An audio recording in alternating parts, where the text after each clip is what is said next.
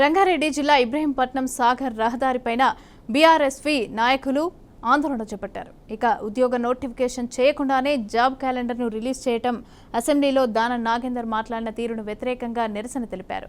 ఇక Rahul Gandhi, CM Revanth Reddy Danam Nagender దిష్టిబొమ్మలను BRS కార్యకర్తలు దగ్ధం చేశారు. ఇక ఆందోళనకారులను పోలీసులను అడ్డుకుని స్టేషన్కి తరలించారు.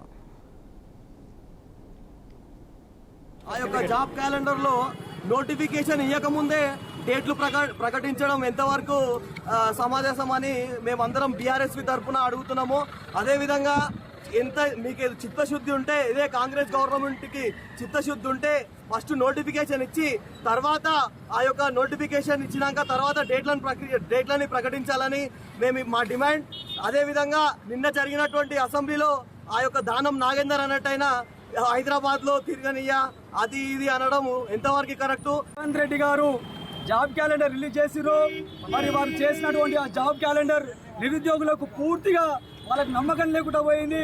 వాళ్ళని నమ్మించి వాళ్ళని మభ్యపెట్టి ఎన్నికలలో మరి నిరుద్యోగులకు అండగా ఉంటాము, సంవత్సరానికి 2 లక్షల ఉద్యోగ నోటిఫికేషన్ వేస్తామని హామీ ఇచ్చి ఆ హామీని తుంగలో దొక్కి మభ్యపెట్టి ఓట్లు వేయించుకొని